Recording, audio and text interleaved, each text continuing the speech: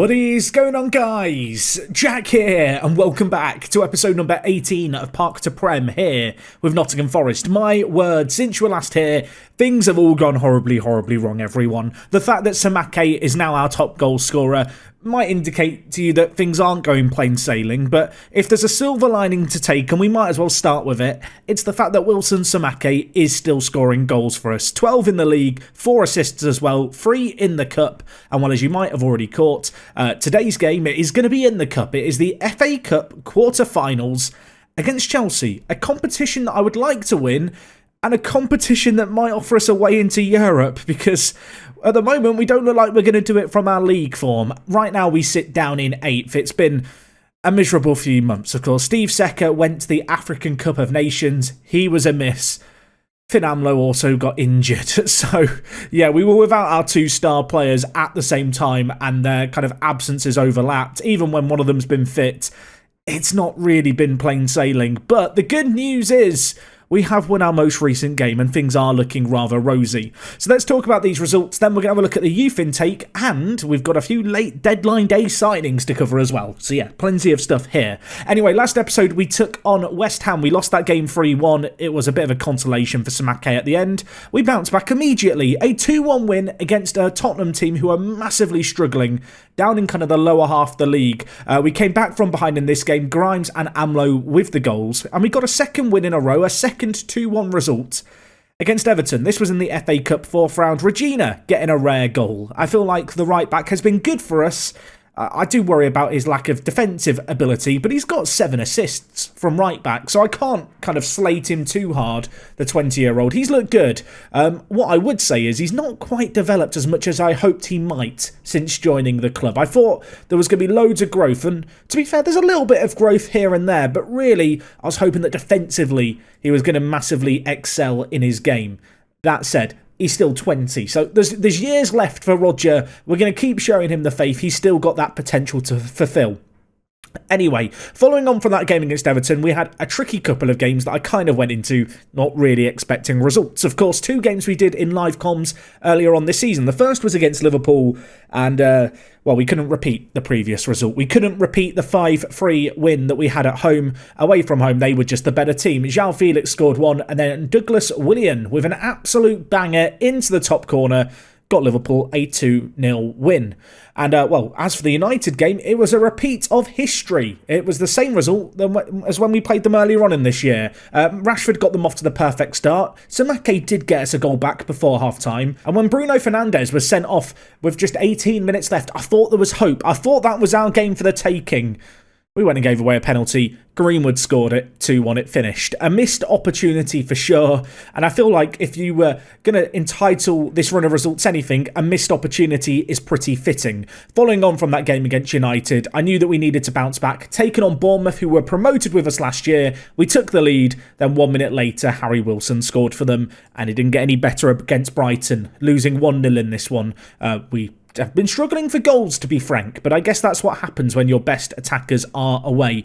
Against Sheffield United, we did beat them in the FA Cup 5th round 2-0. That is the 4th time we've played Sheffield this season. We've played them in the League Cup, in the FA Cup, and in the league twice. And well, you can see, following on from that game, maybe we've turned a corner. Maybe that's stretching it a little bit. 2 draws and a win. The draw was 0-0 against Watford. We then had a draw against Sheffield United. Having just beaten them in the FA Cup, I was backing us to get a result here. They took the lead in this game, but we fought back valiantly. Samake with the first goal. Amlo, coming back from injury, scored to open up the second half.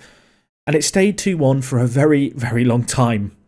All the way until the last minute, where Kavanagh scored an absolute banger, and I was livid. Sheffield United, to be fair, are doing exceptional in the league, and well, this game, a draw, perhaps disappointing, perhaps should have got a result, but you know what, prior to the game I probably would have taken it. And most recently we took on Leicester, perhaps one of the hardest games in this run of fixtures. A 2-0 win here, Seca with a goal, Samake with a goal.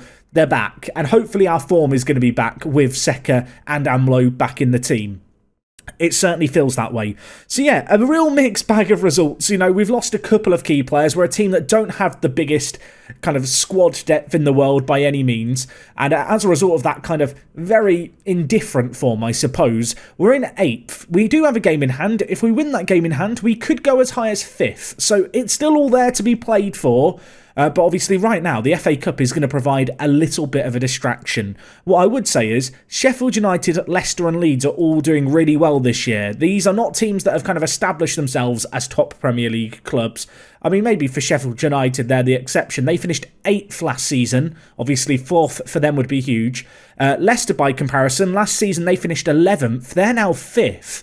And, Leeds, not too different either. They are currently in 6th place. Last season they finished 13th. So this really has been a season where underdogs have capitalised, and I'm hoping that we can still capitalise. 8 games left of the season in the league. Seka's back, Amlo's back, and we've got a few new faces around to hopefully help us through the month.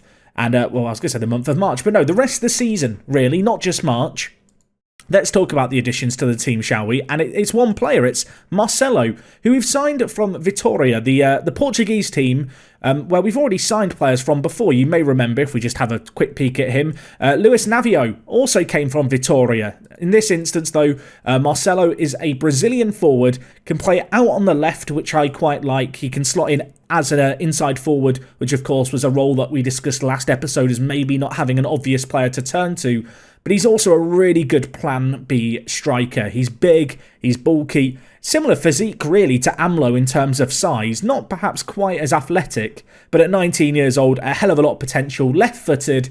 I think it wasn't a small fee paid, but I think £12 million in hindsight could end up looking like a really good deal a few years down the line. That is certainly the direction I'm hoping the transfer is going to take, one where we can look back in hindsight and say, that was a really smart move.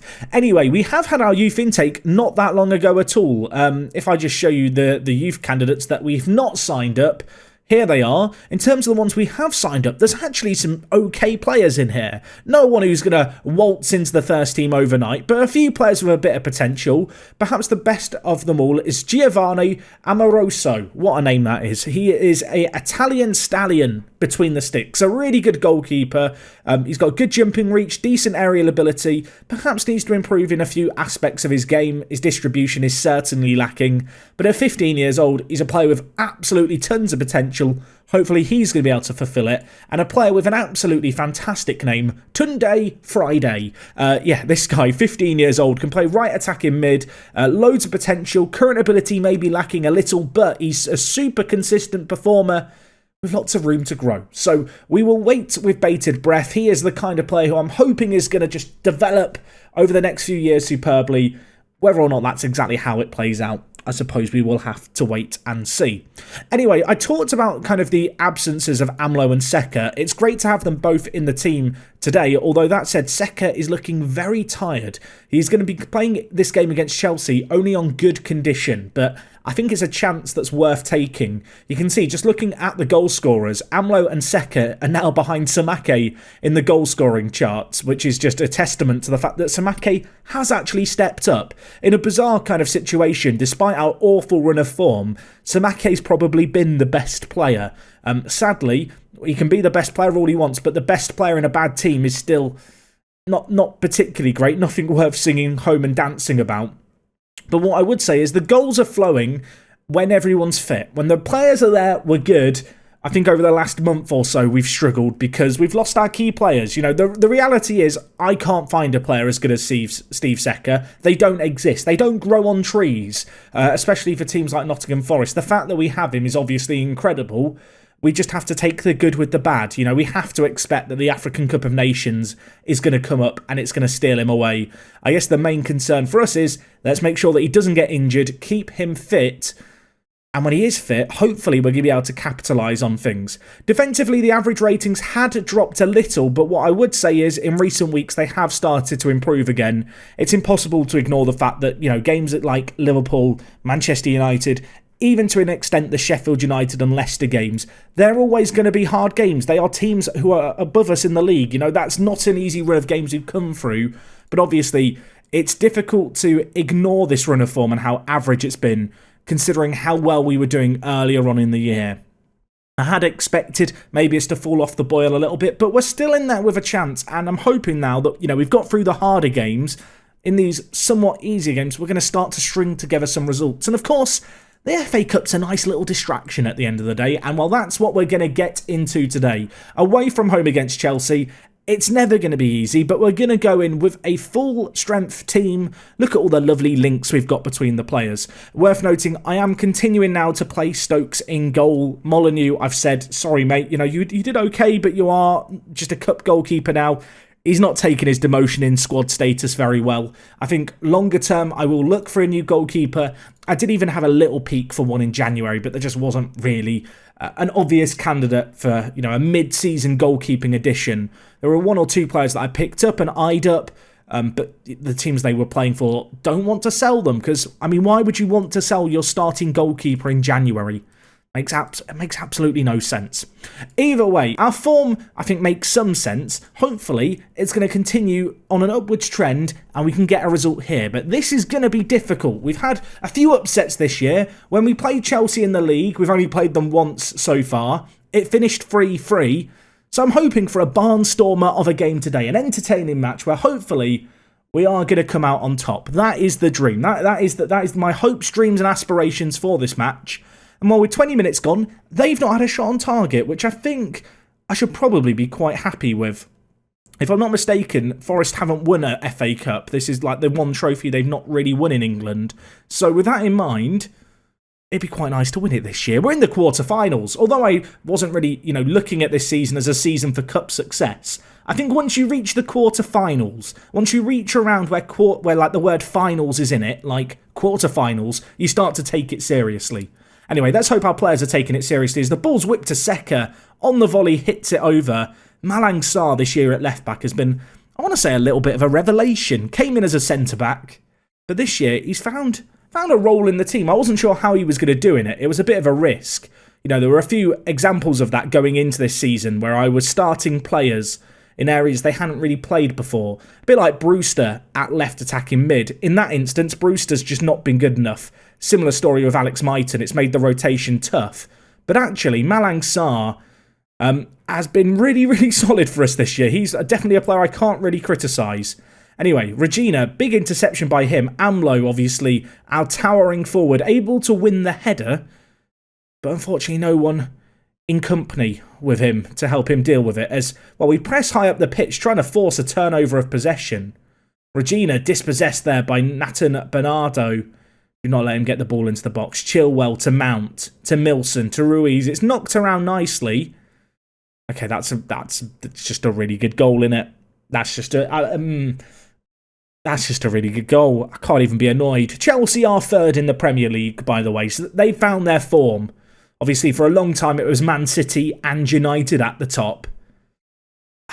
It's annoyingly good, that goal. I can't even really be mad. We've just been carved open by some lovely passing.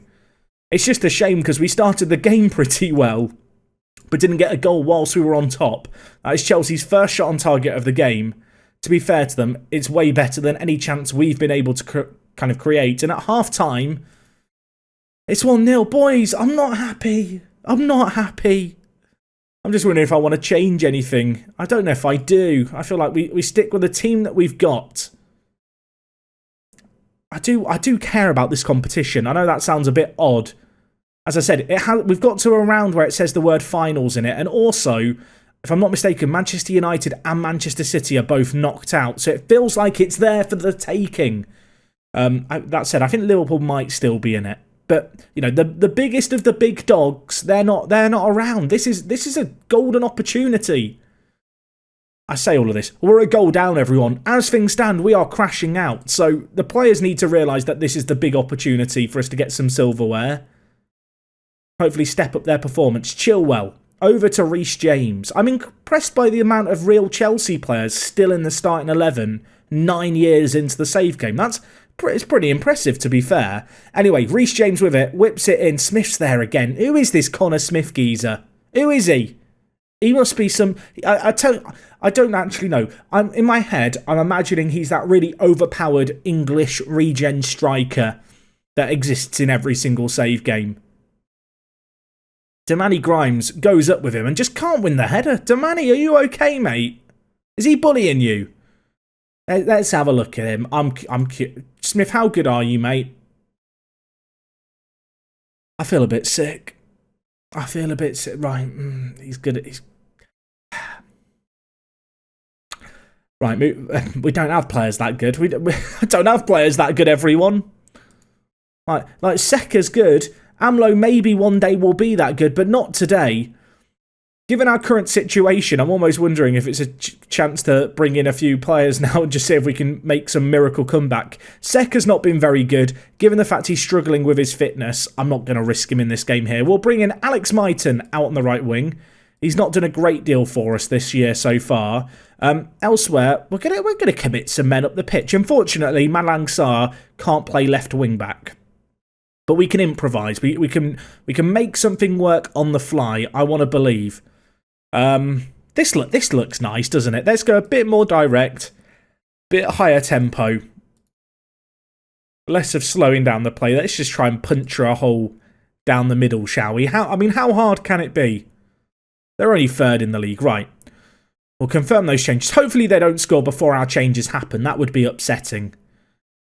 Okay. Changes are in effect. Are they going to work? Well, they've got to throw in straight away, which does scare me slightly. Probably should go to attacking from positive. It might be too late at this rate.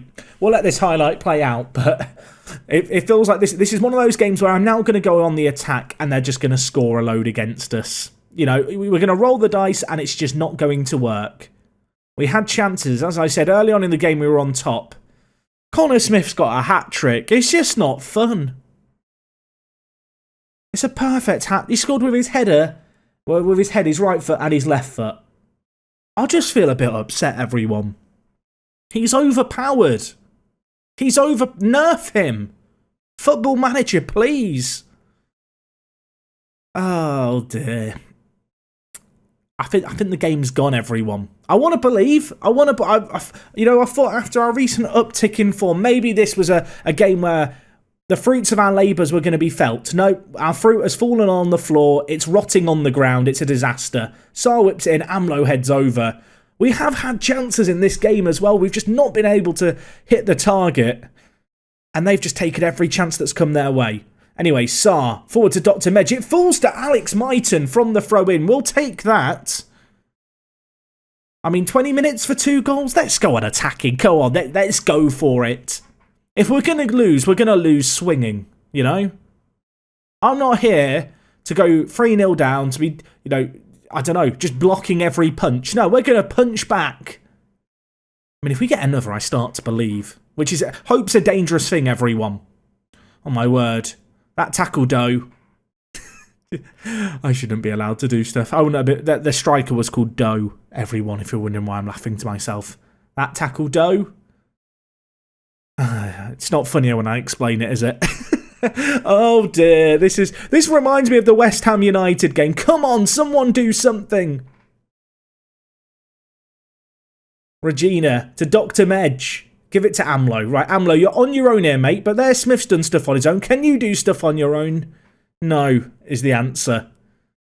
It's at the keeper. He saves. Well, we'll go very... I've gone very attacking. A highlight's begun. I'm starting to believe that I'm delusional, is perhaps what I'm starting to believe. They've put him out on the right wing now. Someone stop him. Oh, it's a great tackle. He's given a... That's not a penalty. That is not... Go to VAR. That is not a penalty. I'm livid. No penalty. It's not a this never happens. It never happens. He's not... They've nerfed him. That is the nerf. He won't win penalties. He will win a header, though, to give it to Mohamed Doe. I hate him. I hate him. He's too good. He's got a hat-trick and now he's got an assist as well. Feel like this is my Nemesis origin story emerging here. Bloomin' Smith. Connor Smith. Don't like you, mate. Don't like you at all. He scored a hat-trick against us and assisted one. I mean, we gave it our best shot, lads. They all hate me. They all hate me. Someone get me a darts board with Connor Smith's face on it. It's the only way that I'm going to be able to get over this. So Make's injured. It's not a long-term one, which I suppose is a silver lining. Oh, well, the dream of a cup run is over, but there's a month and a half left of the season, and there's still a hell of a lot to play for. If we just take a peek at the league table, right now, we're in 8th, but if we win our game in hand, we could go up to 5th. I think there's going to be plenty of big matches on the horizon. With that all in mind, I think we're going to end up doing a couple of episodes now before the end of the season. I think next time, we might come back for home games against Arsenal and Everton. Bit of a live com doubleheader. Arsenal underperforming in 13th. Everton down in 16th as well. Definitely have seen better days. They're the kind of games that we need to win if we want to continue on with this European push. And with it being our first season in the Premier League, it's nice just to have as many live comms as possible, I feel like. Either way, disappointing result in the Cup. We still are yet to reach a Cup semi-final, I think, at least here at Nottingham Forest. Hopefully silverware isn't going to be too far away. As I alluded to, though, this was a bit of an opportunity. Wolves, Tottenham, and then Liverpool, Watford, actually the other quarter-final yet to be played. If we'd gone through there with Wolves and Tottenham left, we would have had a pretty, I don't want to say a good chance, but more of a chance than if some of the other teams in the division were making it through. Well, you know what? Connor Smith has just put us to the sword, hasn't he, really? It's just not fair. We'll be back again tomorrow, a live com doubleheader. I'm looking forward to it. Hopefully we can keep this European push going. And well, until then, it is me, Jack. I'm going to go cry, and I will talk to you guys in a bit. I'm out.